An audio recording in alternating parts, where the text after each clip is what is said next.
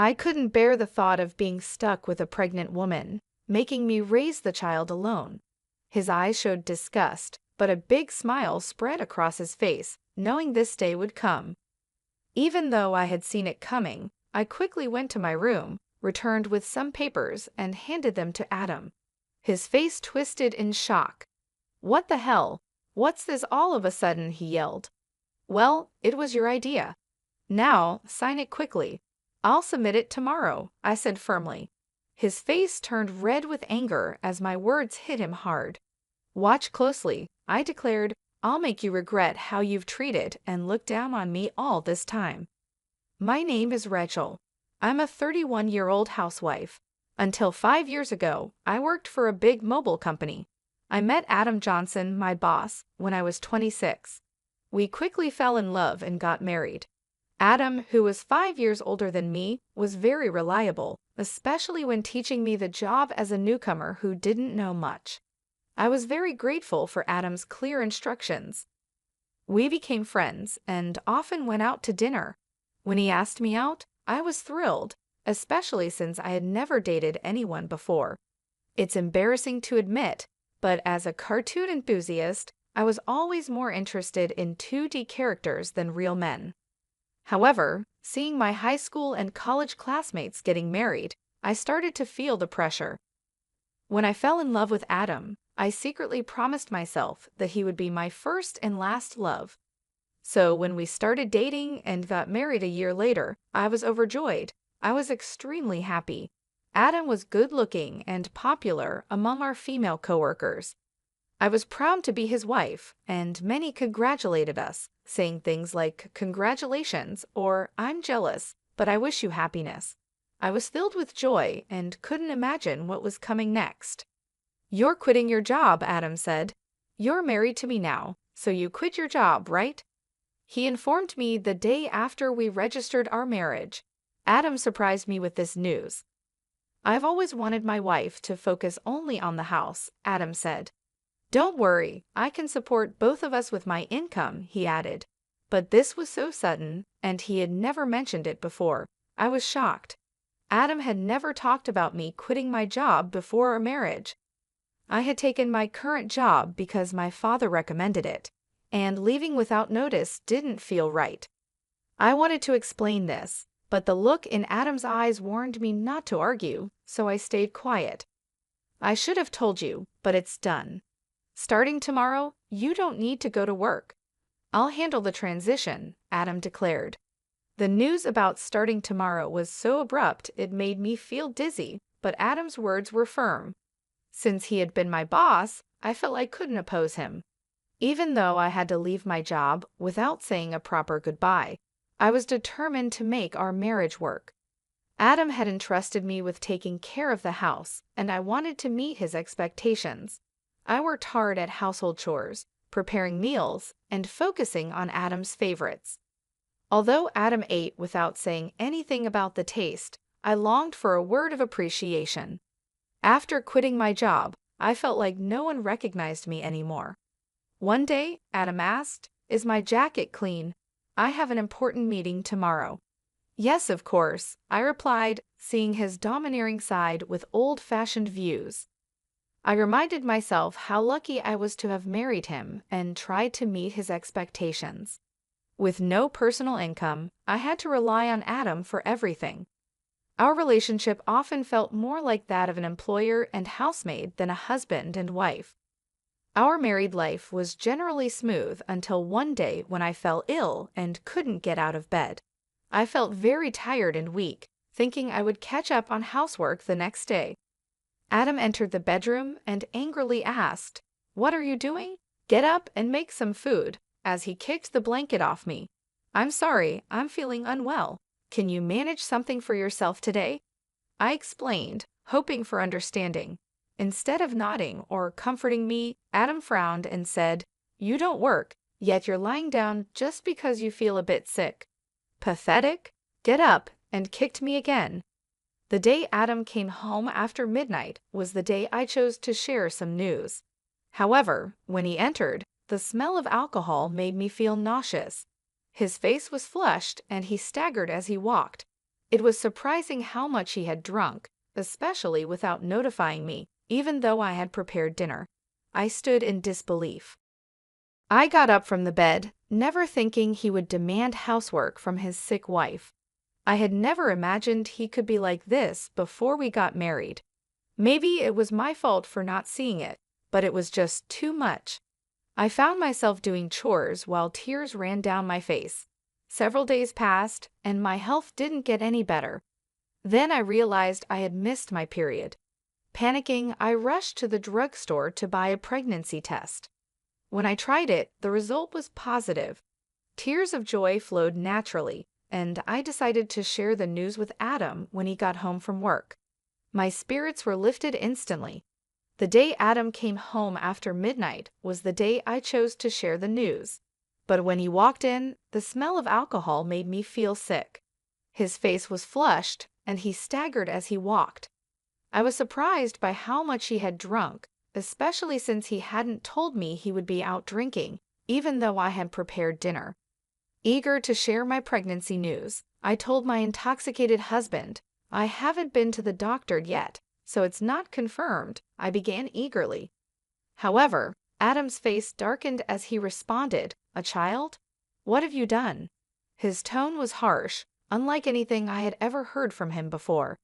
"I don't want a child." "Damn, this is the worst. If you're going to have it, raise it yourself," he said. His cruel words shocked me. He rudely stripped off his clothes and headed to the bathroom. I couldn't believe it. I couldn't understand why he would say such irresponsible things about our baby instead of being happy. The joy I had felt moments ago was immediately replaced with deep sorrow. Why would he say such things? He had never mentioned not wanting children before. We hadn't even been using contraception, so I naturally thought we both wanted children. As I hung Adam's jacket and was about to take his shirt to the washroom, I noticed something else. A piece of paper had slipped out from the pocket of his dress shirt. I could tell it was a receipt because of its texture. At first, I thought it was just a receipt from tonight's gathering and was about to throw it away. But then I saw the name of the place. "Is this a motel?"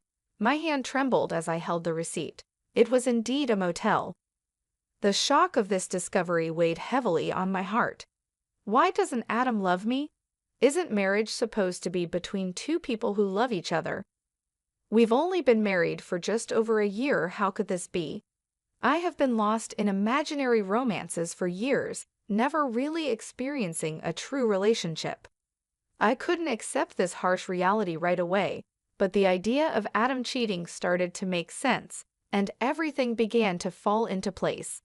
Had Adam been using me from the start of our marriage? Was he truly in love with the person he was cheating with while I was just a convenient housekeeper? These doubts swirled in my mind. Was that why he reacted so harshly when he found out I was pregnant?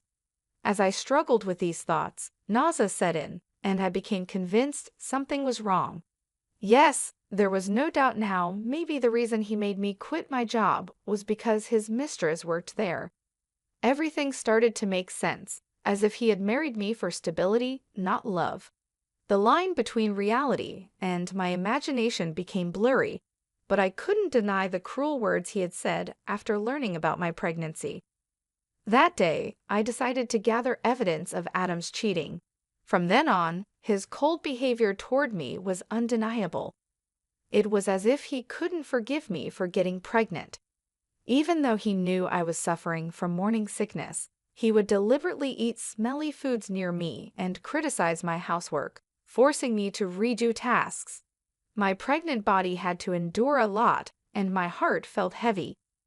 Despite this, I continued to investigate his affair. Adam never let go of his cell phone, even taking it with him to the bathroom, making it impossible for me to sneak a look. When I secretly checked Adam's room, it was always neat and tidy, with nothing incriminating in sight. He was meticulous at work, and his desk was always in perfect order. I realized it would be challenging to catch him off guard directly. I often checked Adam's pockets for evidence like receipts, but my investigation was difficult. I thought about hiring a detective, but didn't have the money. While I was deep in thought, I received an unexpected phone call from my father. "Hello, it's me, your dad. How are you?" he asked. Surprised by his call, given his busy schedule, I replied, "Dad, what's going on? Aren't you busy with work?" "My employees have been doing well, so I'm not that busy," he explained. My father, the CEO of a company in Italy, was always a workaholic. I didn't have many childhood memories of playing with him, but I respected his dedication to his job. His unexpected call left me curious about the reason. "So what's happening?" I asked. My father then revealed a shocking truth. "Is that really true?" I asked in disbelief. "Yes, he's not the type to lie." "I want you to believe me," my father reassured me. Initially in shock and unable to respond, I felt a mix of anger and frustration as the pieces of the puzzle came together. "Thank you, Dad. I'll do my best," I replied. I thanked him before hanging up the phone.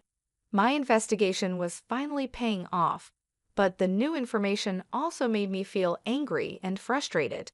The tension between Adam and me continued to grow, and even though I was pregnant, Adam remained distant. Every time he acted this way, I felt a deep hatred towards him. Months passed, and our relationship stayed strained. Eventually, something happened that changed everything. At 9 months pregnant, I was always careful around Adam, living in constant fear. I tried to avoid him, leading a quiet and stifled life. One day, I cooked dinner as usual. When Adam came home, we sat at the dining table. As I quietly ate, Adam suddenly slammed his fork down. "What is this? It's tasteless," he exclaimed, throwing the food I had prepared onto the floor. I was shocked by his outburst and tried to understand what had just happened. The anger at seeing the meal I had cooked discarded right in front of me started to build up inside. "I've noticed you've been complaining about the taste of the meals recently," I said. Adam criticized my cooking, saying it was bland. Since becoming pregnant, I had been using less seasoning to make healthier meals. This was only temporary until the baby was born. If he found the food plain, he could have added some salt himself. Why did he have to throw it on the floor? I was about to argue when Adam sneered and said hurtful words. "I don't want a woman with a belly like a monster." "You'll have to raise the kid by yourself," he said, looking at my swollen belly with a nasty smile. I had always feared this day might come, even though I hoped for a different outcome. Quickly, I went to my room, grabbed a document, and returned to Adam. "Fine, here are the divorce papers," I said, pushing the papers in front of him. Adam's face twisted in shock. "What the hell? What's this all of a sudden?" he stammered. "Well, it was your idea. Now sign it quickly." "I'll submit it tomorrow," I responded. The truth was, I had been thinking about divorce ever since I began suspecting Adam of cheating. However, with a child on the way, I wasn't sure if I could support myself. But now I had a different plan in mind. My determination seemed to provoke Adam. His face turned red with anger. "Just watch. I'll make you regret every moment you lived down on me and tried to control me. Do you think you can survive without me? You have a baby to care for, and you'll regret this," he threatened. But my resolve was firm. I wasn't going to back down. "I'll be fine. Don't worry about me," I assured Adam. Maybe irritated by my confidence, he snatched the divorce papers and started filling in the blanks. "Here you go. If this is what you wanted, it's yours," he said. "Thank you," I responded. Adam probably didn't believe I would actually submit the divorce papers, as he handed them over without any fuss. The next day, I submitted the divorce papers and left the house. I knew he would be surprised when he came home from work and found out. After that, I moved to my parents' home, mostly because my father had returned to the Australia from Italy and suggested that I stay with them. It was the right decision at the time. I was tired of my life with Adam and deeply thankful to my father. On the day I left our home, Adam called me 5 times, but I ignored all his calls. Eventually, he stopped calling, which made it clear that I didn't mean much to him.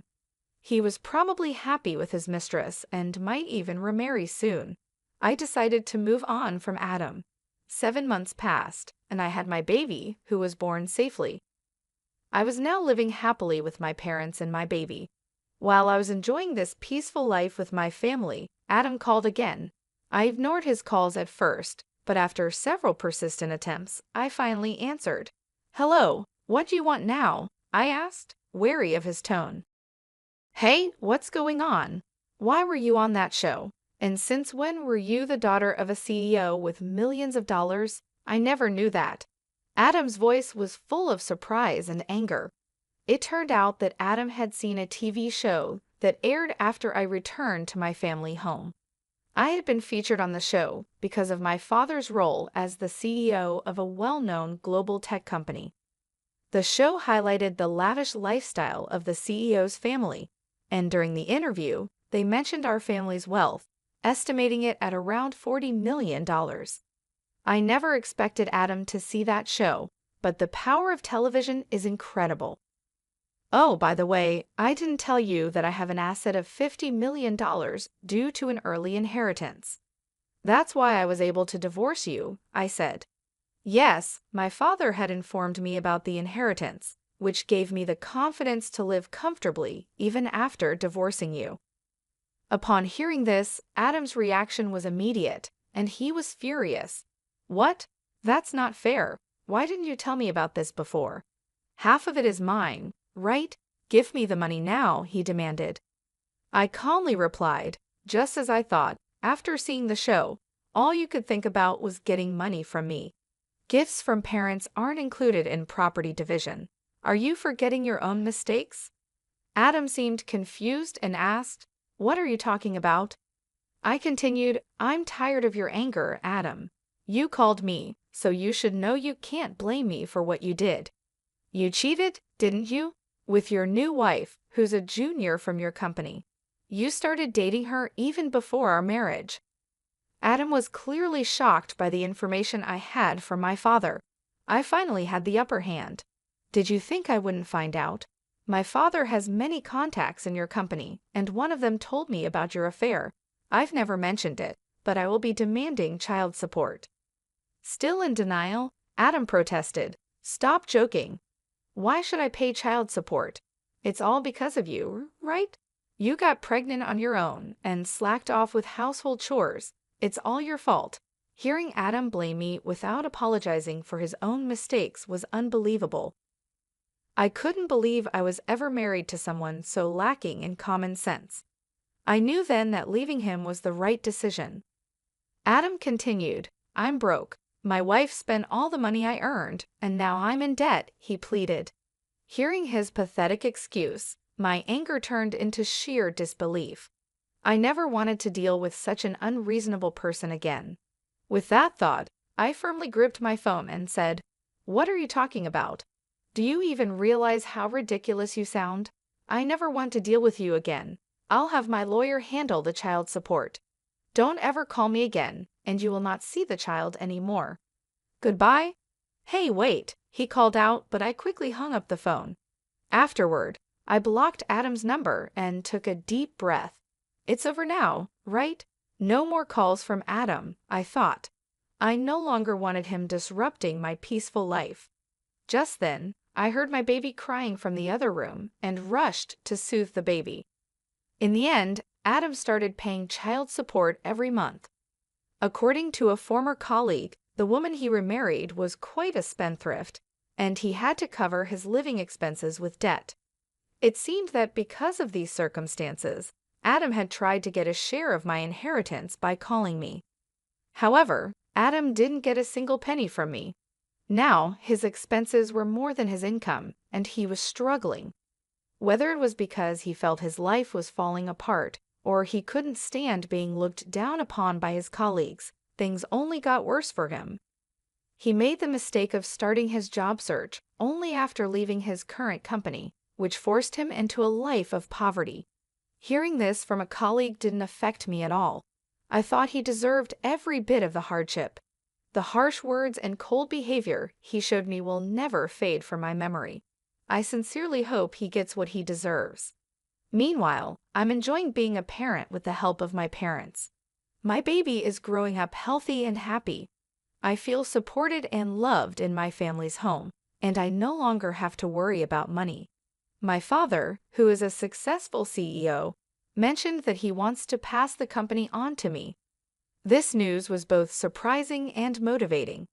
I realized that I needed to prepare myself for the responsibilities that come with running a company. My father has always been a hardworking man, and I want to make him proud, so I started learning more about the business, taking on small tasks to understand how things work. I knew it wouldn't be easy, but I was determined to succeed. Living with my parents has given me a chance to rebuild my life. I feel more confident and ready to face the future. My father's belief in me has inspired me to aim high. He believes in my abilities, and that belief has become a source of strength for me. Every day, I work on balancing my role as a mother with my preparations to take over the company. It's challenging, but I find joy in every moment. My baby's laughter and my parents' support keep me going. I am grateful for this second chance at life, away from the toxic relationship with Adam. I often reflect on my past with Adam. His betrayal and cruelty hurt deeply, but they also taught me valuable lessons about strength and self-worth. I have grown from that experience and come out stronger. Now I am focused on building a bright future for myself and my child. The pain of the past is slowly fading, replaced by the hope and excitement of what lies ahead. I am determined to create a happy and stable life for my child, and with my family by my side, I know I can achieve anything I set my mind to. Looking back, I see that leaving Adam was the best decision I ever made. It allowed me to find myself again and to discover my true potential. I am no longer the scared, uncertain person I once was. I am a strong, capable woman, ready to take on the world. I hope Adam understands the consequences of his actions. As for me, I will keep moving forward, taking advantage of every opportunity that comes my way and making the most of each day. I am ready for whatever the future brings, confident that I can handle any challenge.